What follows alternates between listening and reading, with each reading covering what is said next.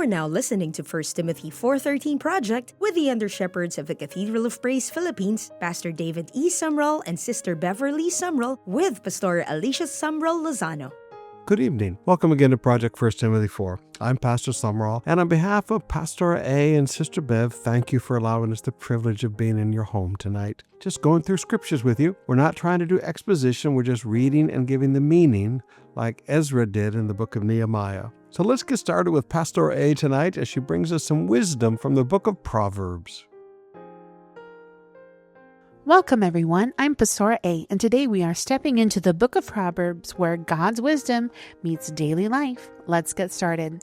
Today we're taking a look at Proverbs 2 verses 16 to 19.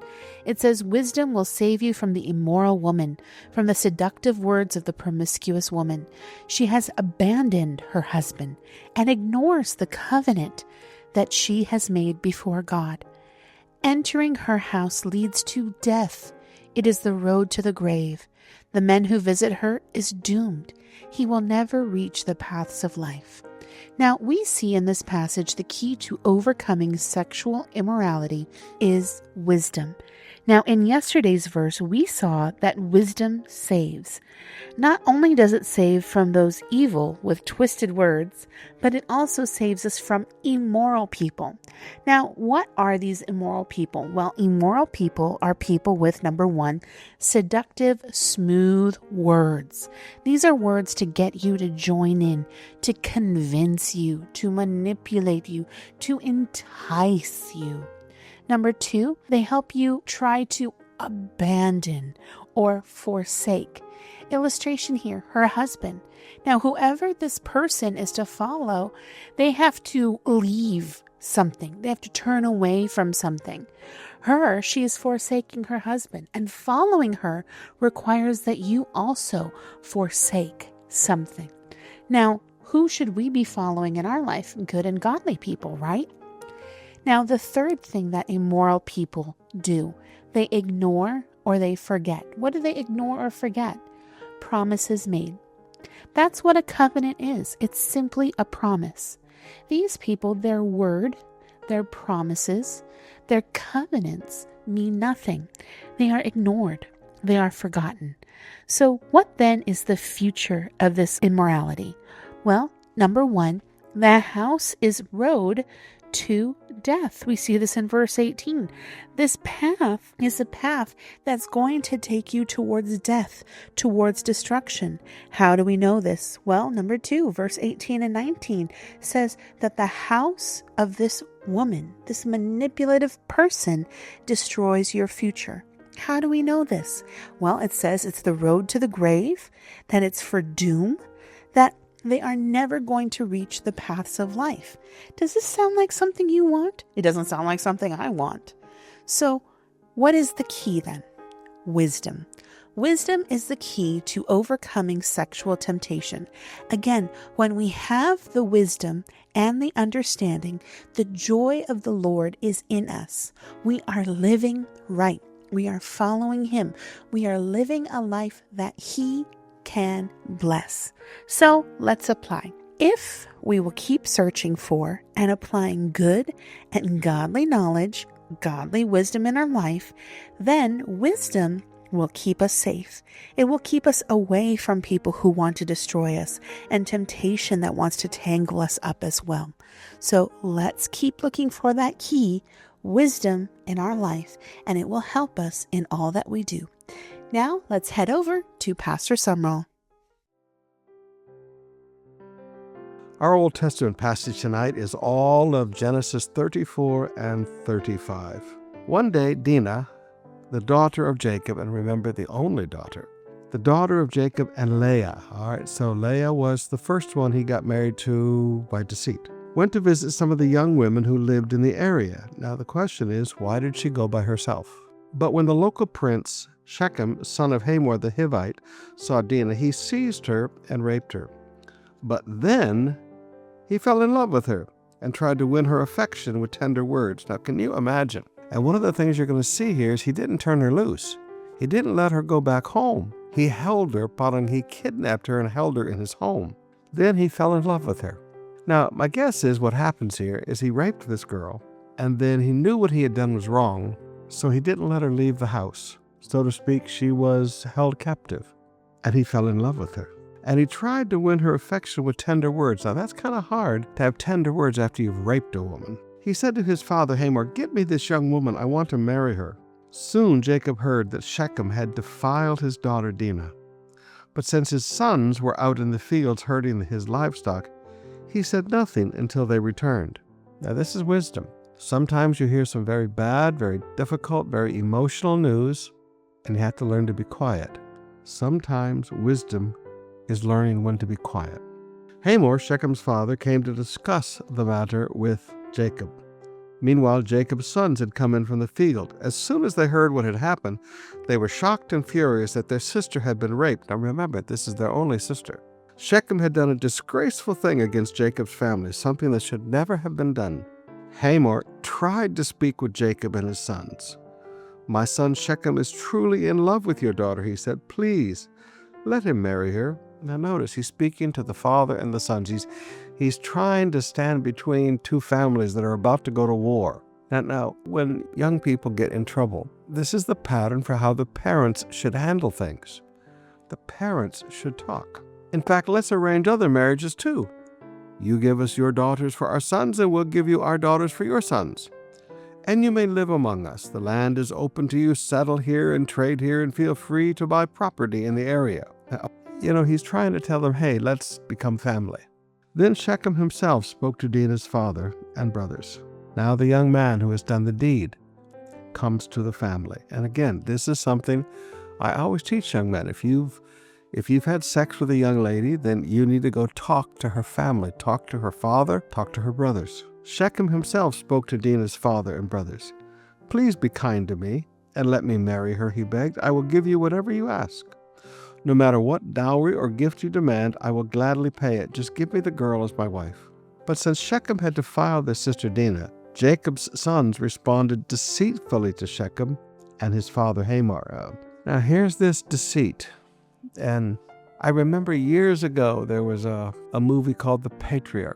And in that movie called The Patriot, the lead actor made a statement, and he was kind of making a comment that it would be a horrible thing if he saw his life reproduced in his sons.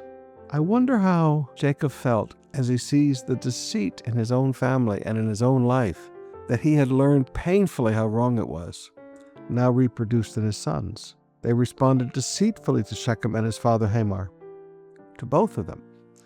They said, "We couldn't possibly allow this because you're not circumcised. It would be a disgrace for our sister to marry a man like you. But here's a solution. Every man among you will be circumcised like we are. Then we will give you our daughters, and we'll take your daughters for ourselves. We will live among you and become one people." Now that's just a bold-faced lie. That's not going to happen. "But if you don't agree to be circumcised, we'll take her and be on our way." Hamor and his son Shechem agreed to their proposal. Shechem wasted no time in acting on his request, for he wanted Jacob's daughter desperately. Shechem was a highly respected member of his family, so he uses his influence now. And he went to his father Hamor to present this proposal to the leaders at the town gate. So he and his father, very influential people, go and present this proposal to everybody. They use their influence, and this is why sometimes you hear me say, it's one thing to trust a person, but do you trust who they trust? Now, these men in the city, they trusted Hamor, and these men in the city, they trusted Shechem. But Hamor and Shechem were trusting these sons of Jacob that were lying to them. Now, sometimes, beloved, people look at you, and they're a little skeptical, not because they don't trust you, but because they don't trust who you trust. "These men are our friends," they said. "Let's invite them to live here among us and trade freely. Look, the land is large enough to hold them. We can take their daughters as wives and let them marry ours. But they will consider staying here and becoming one people with us only if all of our men are circumcised just as they are. But if we do this, all their livestock and possessions will eventually be ours." All right, so now potential wealth and the appeal to greed is being used to convince people. "Come, let us agree to their terms and let them settle here among us." So all the men in the town council agreed with Hamor and Shechem, and every male in the town was circumcised. But 3 days later, when their wounds were still sore, now every young man who's gone through that rite of passage understands, two of Jacob's sons, Simeon and Levi, who were Dinah's full brothers. Now, remember, 4 wives. The children came from 4 wives. Simeon, Levi, and Dinah were all from the same mother. They took their swords and entered the town without opposition. Then they slaughtered every male there, including Hamor and his son Shechem. They killed them with their swords, then took Dinah from Shechem's house and returned her to their camp. Now, I want you to notice, she was being held captive. She had not been allowed to be returned since the rape. So you can understand these boys a little bit, but not completely. Meanwhile, the rest of Jacob's sons arrived. Finding the men slaughtered, they plundered the town because their sister had been defiled there. So this did not happen in the field. This happened in the city. This happened where people could have stopped it. They plundered the town there because their sister had been defiled there. They seized all the flocks and herds and donkeys, everything they could lay their hands on, both inside the town and outside in the fields. They looted all their wealth and plundered their houses. They also took all their little children and wives and led them away as captives. Afterwards, Jacob said to Simeon and Levi, "You have ruined me. You have made me stink among the people of this land, among all the Canaanites and Perizzites. We are so few that they will join forces and crush us. I will be ruined, and my entire household will be wiped out." Now, I want you to notice Jacob's anger. Here is a man who had fought battles in life, and God had even changed his name to Israel, one who struggles with man and struggles with God and has prevailed. Now, he understands that there's a time to fight and then there's a time for wisdom. But these 2 boys, and then joined by the other boys, they kill all the men and then they loot everything like a band of raiders. They steal everything from this small village. And he said, "I was just living at peace." All his life he has struggled. 21 years in his father-in-law Laban's home, and then coming home to face the fear of his brother Esau. And now he's finally at peace. And his sons cause all this turmoil. He said, "You've made us stink." He said, "We're not strong enough to fight all these people." So now fear returns.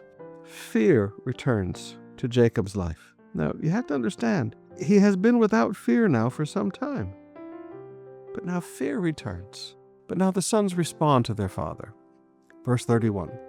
"But why should we let him treat our sister like a prostitute?" they retorted angrily. Now, young people, I want you to notice something. When anger rules your heart, there is no room in your heart for respect. Young people, sometimes when you get angry, you are so disrespectful to your parents and to your grandparents. When anger rules in your heart, no respect can be shown. Chapter 35, verse 1. Then God said to Jacob. Now God steps into the situation because God still has promises and covenants here with Jacob. Then God said to Jacob, "Get ready and move down to Bethel and settle there. Build an altar there to the God who appeared to you when you fled from your brother Esau." He said, "All right, Jacob, go back to the beginning. Go back to where you first encountered me." So Jacob told everyone in his household, "Get rid of all your pagan idols, purify yourself, and put on clean clothing." Now here's 3 preparations for an encounter with God. Now the first one surprises me, but it shouldn't. Get rid of all your pagan idols. Remember, Rachel stole the idols of her father Laban. So idolatry has been tolerated in the family. And God is saying it's time to you to get back to where you made a covenant with me that I would be your God. So he says, get rid of your pagan idols, purify yourself, and put on clean clothing. We are now going to Bethel, where I will build an altar to the God who answered my prayers when I was in distress. He has been with me wherever I have gone. So they gave Jacob all their pagan idols and earrings, and he buried them under the great tree near Shechem. Now, why did he give them their earrings? I don't know. That's one of those things in the Bible I don't completely understand. Maybe one day if I care, I'll spend probably a few days trying to dig it out because of all the different things that people have to say about it. But he buried all these things. He didn't destroy them. Now that's important, beloved. He should have destroyed them. As they set out, a terror from God spread over the people and all the towns of that area. So no one attacked Jacob's family. Now this is God honoring his obedience. He obeyed, so God protected. Eventually, Jacob and his household arrived at Luz, also called Bethel, in Canaan. Jacob built an altar there and named the place El Bethel, which means God of Bethel, because God had appeared to him there when he was fleeing from his brother Esau. Soon after this, Rebekah's old nurse, Deborah, died. She was buried beneath the oak tree in the valley below Bethel. Ever since, the tree has been called Allon Bakuth, which means the oak of weeping. Now that Jacob had returned from Paddan-aram, God appeared to him again at Bethel, and God blessed him. Here's another theophany, physical manifestation of God's presence. But I want you to notice how often when God appears, he blesses. God blessed him. God just didn't show up. God showed up and blessed him. He blessed him, saying, "Your name is Jacob, but you will not be called Jacob any longer. From now on, your name will be Israel." So God renamed him Israel. Now, this is the second time this is spoken to him. Then God said, "I am El Shaddai, God Almighty. Be fruitful and multiply, and you will become a great nation, and even many nations. Kings will be among your descendants." Now again, this is the covenant of Abraham confirmed again. "And I will give you the land I once gave to Abraham and Isaac. Yes, I give it to you and your descendants after you." Here's that generational promise again. Then God went up from the place where he had spoken to Jacob. The theophany ended. Jacob set up a stone pillar to mark the place where God had spoken to him. Then he poured wine over it as an offering to God and anointed the pillar with olive oil. And Jacob named the place Bethel, which means house of God, because God had spoken to him there. Leaving Bethel, Jacob and his clan moved on toward Ephrath. But Rachel went into labor while they were still some distance away. Her labor pains were very intense. After a very hard delivery, the midwife finally exclaimed, "Don't be afraid, you have another son." Rachel was about to die, but with her last breath, she named the baby Ben-Oni, which means son of my sorrow. The baby's father, however, called him Benjamin, which means son of my right hand. So Rachel died and was buried on the way to Ephrath, that is Bethlehem. Now I want you to notice, every year when we go to Israel, we stop and usually we have lunch at Rachel's tomb. And we look over the fields, because right next to that is a place called Migdal Eder, where Jesus had been born. Jacob set up the stone monument over Rachel's grave, and it can be seen there to this day. Then Jacob traveled on and camped beyond Migdal Eder, or Tower of the Shepherd. While he was living there, Reuben had intercourse with Bilhah, his father's concubine. Now, here is his oldest son having sex with one of the 4 women that his father had married and produced children with. And Jacob soon heard about it. These are the names of the 12 sons of Jacob. The sons of Leah were Reuben, Jacob's oldest son, Simeon, Levi, Judah, Issachar, and Zebulun. The sons of Rachel were Joseph and Benjamin.